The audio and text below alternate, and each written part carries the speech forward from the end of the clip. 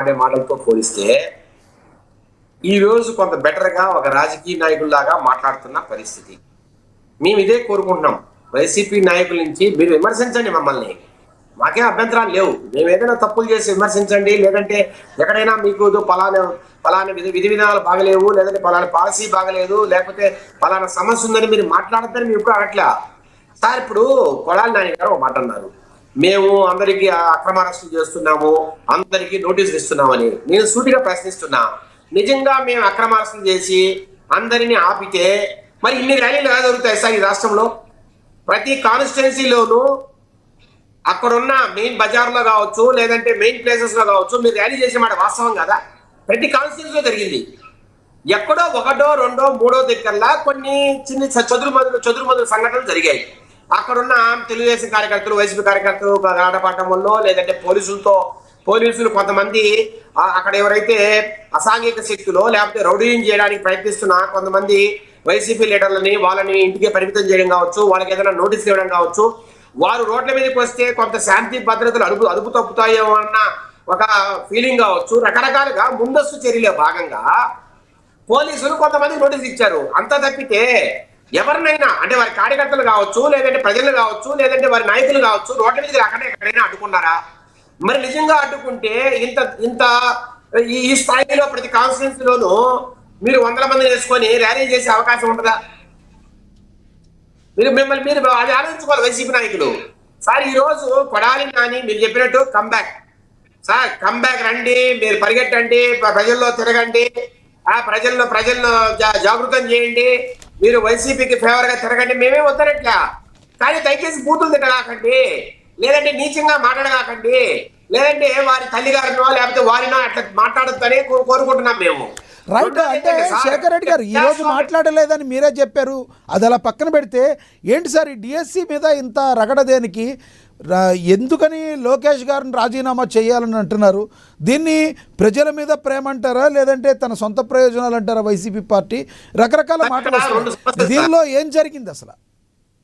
ఇక్కడ 2 సమస్యలు సార్. ఒకటి, ఇంతకాలం స్తబ్దుగా ఉన్న వైసీపీ నాయకులు, అంటే ఏ ఇష్యూ మీద రోడ్ల మీదకి రాని వైసీపీ నాయకులు అప్పుడెప్పుడో ఈ పీపీపీ మోడల్లో మెడికల్ కాలేజెస్ కోసము కొన్ని సంతకాల సేకరణ ఒక్కసారి బయటకు వచ్చిన నేపథ్యం తప్పితే మళ్ళీ ఈసారి ఆల్మోస్ట్ ఒక 10 రోజుల పాటు, అంటే ఒకసారి రిలీజ్ చేయడం కావచ్చు, తర్వాత కలెక్టర్లకు రిప్రజెంటేషన్ ఇవ్వడం కావచ్చు, లేదంటే 6వ తేదీ నుంచి 2వ తేదీ దాకా ఆ రిలే హంగర్ స్ట్రైక్ చేయడం కావచ్చు, మరి నిన్న మళ్ళీ కూడా ర్యాలీలు నిర్వహించడం కావచ్చు.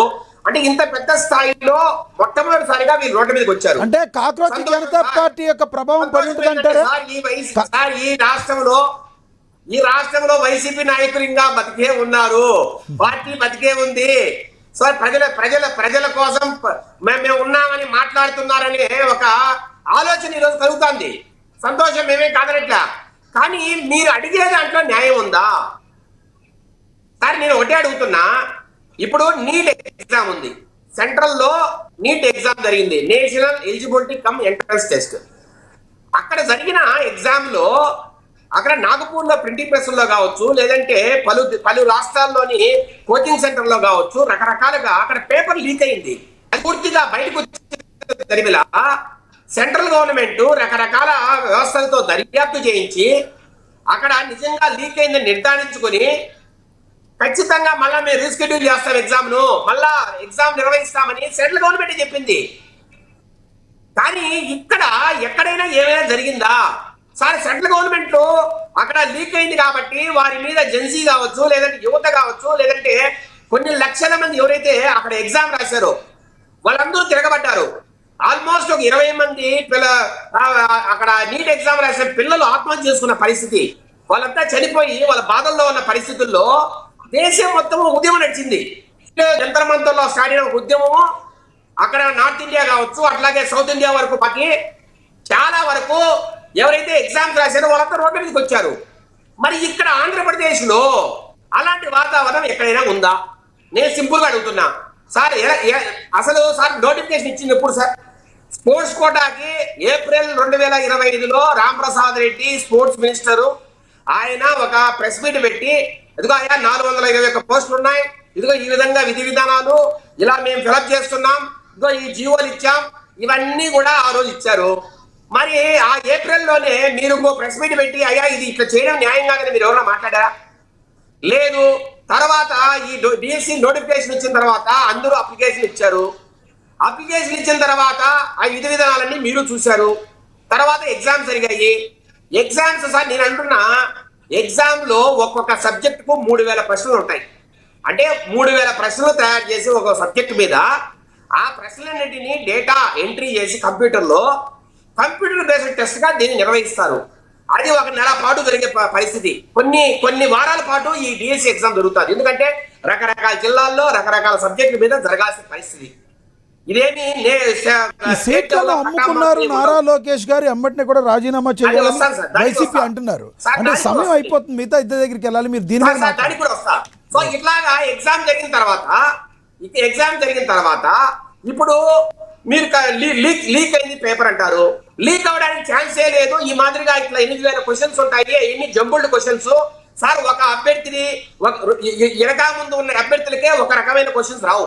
సేమ్ క్వశ్చన్స్ ఎనకా ముందు ఉన్న అభ్యర్థులకు కూడా రావు. ఒక అభ్యర్థికి ఒక రకమైన క్వశ్చన్లు వస్తాయి, ఇంకొక అభ్యర్థికి ఇంకొక వేరే క్వశ్చన్లు వస్తాయి. మళ్ళా వారి రకమైన మూడో అభ్యర్థికి ఇంకో రకమైన క్వశ్చన్లు వస్తాయి. అంటే ఈ జంబుల్డ్ క్వశ్చన్స్ సార్ ఇవి. ఇంకొకటి ఏంటంటే ఒక రోజు ఒక సబ్జెక్టు ఒక రోజు నిర్వహించే టెస్ట్ లో వచ్చిన క్వశ్చన్స్ ఇంకొక రోజు అదే ఎగ్జామ్ అదే సబ్జెక్ట్ సంబంధించిన టెస్ట్ లో రావు. ఇవన్నీ జంబుల్డ్ అయ్యి వస్తూ ఉంటాయి. కాబట్టి పేపర్ లీక్ అయ్యే పరిస్థితి లేదని మేము గంటాబద్ధంగా చెప్తున్నాం. పేపర్ లీక్ అవడం అంటే 3000 క్వశ్చన్లు ఎవరికైనా తెలియాలి. అది సాధ్యమా? రెండో మాట నెంబర్ 1 ర్యాంక్ వచ్చిన ఒక వ్యక్తి మీరు జాబ్ ఇవ్వలేదు అంటారు సార్. అతను ఎన్ఓసి తీసుకోలేదు, అట్లాగే సర్టిఫికేట్స్ వెరిఫికేషన్ రావట్లేదని మేము క్లియర్ గా చెప్పాం. దానివల్ల ఇవ్వలేదని మాట్లాడాం. మళ్ళీ దాని మీదే క్వశ్చన్ చేస్తారు. మూడోది స్పోర్ట్స్ కోటాలో సార్ 421 పోస్టులు ఉన్నాయి. వచ్చింది 379 మంది పోస్టులు ఫిలప్ అయ్యాయి సార్. దానికి సంబంధించి రకరకాల విధి విధానాలు మేము ప్రకటించాం. ఆ విధి విధానం లోబడే అందరూ కూడా స్పోర్ట్స్ సర్టిఫికెట్స్ ఇచ్చారు సార్. కొంతమంది ఏమంటారు, జూడో అసోసియేషన్ మీ భరత్ ఎంపీ ఉన్నాడు కదా, ఆయన దానికి చైర్మన్ కాబట్టి మీరు అన్ని తప్పుడు సర్టిఫికెట్లు ఇచ్చారంటారు. అసలు భరత్ జూడో అసోసియేషన్ చైర్మన్ ఏంటి ఎప్పుడు సార్? మే 2025 అయ్యాడు. అప్పటికి ఎగ్జామ్ స్టార్ట్ అయిపోయింది. అప్పటికి స్పోర్ట్స్ సర్టిఫికెట్స్ అన్ని ఇచ్చేశారు. అంతకుముందు ఎప్పుడు